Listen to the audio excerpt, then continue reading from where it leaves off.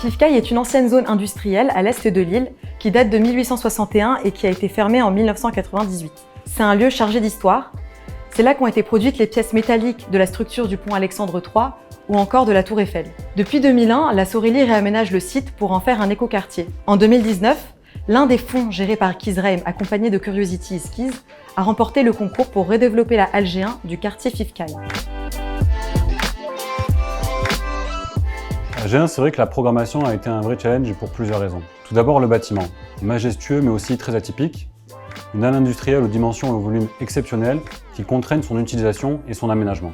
Nous avons dû nous adapter aux ambitions des pouvoirs publics qui ne souhaitaient ni bureaux, ni logements, les deux axes programmatiques les plus classiques dans notre métier, dans un écoquartier avec une identité forte.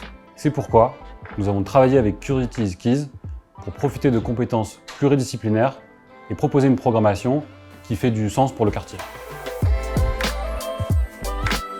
Donc on a réalisé avec Raphaël un diagnostic qu'on appelle user-centric, c'est-à-dire centré sur l'utilisateur, qui repart des besoins des habitants et du quartier d'ailleurs pour évaluer les potentialités du lieu. Notre méthode s'inspire beaucoup de l'UX design dans la tech. C'est en fait un cheminement en 3 grandes phases qui nous permettent de développer nos nouveaux produits immobiliers. Concrètement, on commence toujours par constituer une équipe pluridisciplinaire parce que c'est le mélange des compétences qui nous permet d'être créatifs. Ensuite, on étudie attentivement les utilisateurs et leurs besoins avec tout un tas d'outils analytiques ou de terrain d'ailleurs. Et puis, on s'engage dans le développement du produit, de la proposition de valeur au modèle économique jusqu'à la conception architecturale du lieu. Tout ça, ça nous permet à nous, en tant qu'investisseurs, de valoriser au mieux le bâtiment qu'on étudie. À Fifcaille, ce diagnostic a permis de constater plusieurs choses. La première, c'est que cet écoquartier allait accueillir des commerces de bouche et de nombreux logements, mais assez peu d'activités de loisirs. La deuxième, la thématique alimentaire, très présente, n'était abordée quasiment que sous l'angle de la transformation ou de la consommation, mais jamais de la production. Il nous est apparu pertinent d'apporter cette brique. On est venu compléter la programmation en revendiquant de façon explicite le principe du circuit court et en confirmant les fondements durables de ce nouvel écoquartier, tout en renforçant sa capacité à devenir un vrai lieu de destination. Initialement, on avait en fait l'intention de dédier la quasi-totalité de la halle G1 à l'agriculture urbaine. Mais on a réalisé en cours de route que l'économie de l'activité agricole ne nous permettrait pas de rentabiliser et l'achat et la rénovation complète de la halle. C'est pour ça qu'on a décidé d'ajouter d'autres activités dans la programmation, plus en phase avec les attentes des futurs habitants et qui nous aideraient à porter le projet immobilier. Ces activités célèbrent le bien-être et l'alimentation, qui sont le thème de la halle G1, et sont une salle d'escalade, un espace de yoga, un bar à jus et une brasserie artisanale.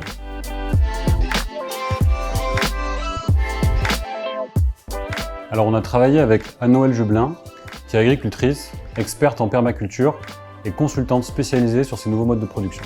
Nous avons tiré 3 enseignements principaux pour un opérateur immobilier qui s'inscrit dans une démarche d'agriculture urbaine. Le premier enseignement, c'est de choisir des cultures compatibles avec le bâtiment. La halle G1 est un bâtiment cathédral avec de grands volumes. La ferme urbaine se situera en toiture avec beaucoup de lumière et avec une verrière importante qui couvrira les cultures. On peut donc opter pour des cultures qui requièrent de la lumière du jour et un environnement régulé sous serre. Nous allons aussi utiliser la pluviométrie abondante de la région lilloise pour récupérer les eaux de pluie et alimenter la ferme.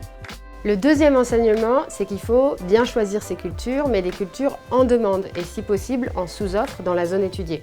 En d'autres mots, il faut une proposition de valeur. Être proche du centre-ville, par exemple, c'est un avantage compétitif qui permet d'imaginer un schéma de livraison en circuit court, en mobilité douce, à une variété d'utilisateurs finaux, qui peuvent être des commerçants, des restaurateurs et des particuliers.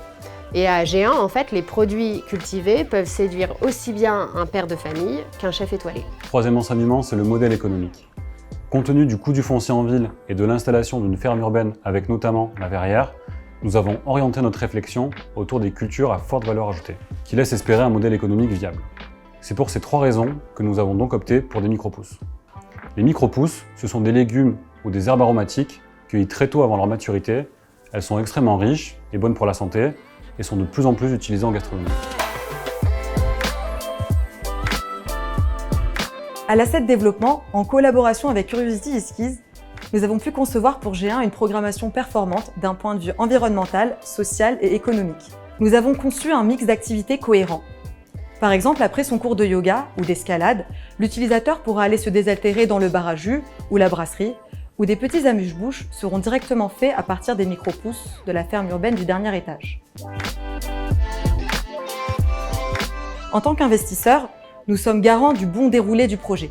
C'est un travail d'équipe. Nous travaillons avec les promoteurs pour le montage et la construction, les architectes de VDDT pour la conception, et nous gérons les relations avec les futurs exploitants.